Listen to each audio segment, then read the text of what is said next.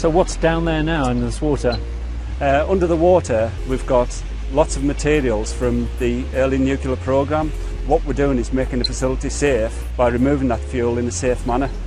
There's only limited historic plans to help Tony and his team clear these potentially lethal ponds, a legacy of the speed with which Windscale was constructed. So it's left to Tony to untangle this dangerous part of our industrial history. Decommissioning wasn't considered at the time, so that gives us massive challenges on how to do it safely in the environment we've got in an ageing facility. This was the first in the country, and we've done it in a very tight timescale. Within a couple of years we had the PAL reactors built, commissioned and operational. You couldn't do that today, could you? We couldn't do that today, no. The rigour that we'd have to go through to develop the safety cases alone for plants like this would take a lot longer than that. It must be strange though, because the decommissioning of this site's not going to actually be finished in your or my lifetime. The site itself, we're probably talking, into 100 years or so, but all I can do within my lifetime is make sure we do this particular area safely. The scale of the project is huge, and so is the cost. The government has set aside £67.5 billion to clean up Sellafield. That's more than Tunisia's economy produces in a year. In 2008, the Nuclear Decommissioning Authority, the NDA, appointed 3 companies to tackle the hazardous cleanup: Arriva, AMEC and URS. They make up Nuclear Management Partners NMP and their subsidiary Sellafield Limited. Their contract is reviewed every 5 years. So how's it going? Of the 14 projects here, 12 haven't gone to plan. Deadlines have been missed, meaning buildings remain hazardous for longer. And 5 have gone over budget, one by a staggering £600 million.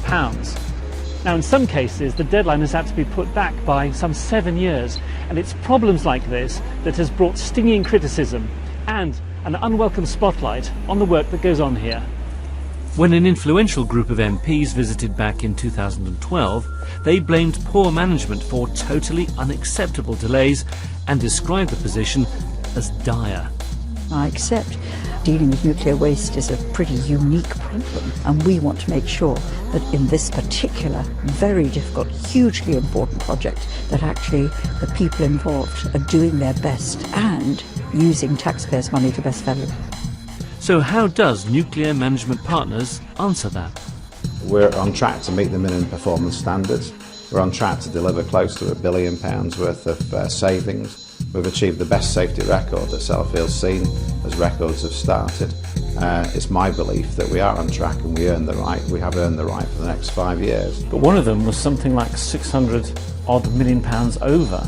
I mean, that that can't be put down to simply we didn't know what we were dealing with. I mean, you must have factored in the complicated nature of what you're doing and the unknowns there. The increase in cost was really where we took a very early estimate where we understood the nature of the project.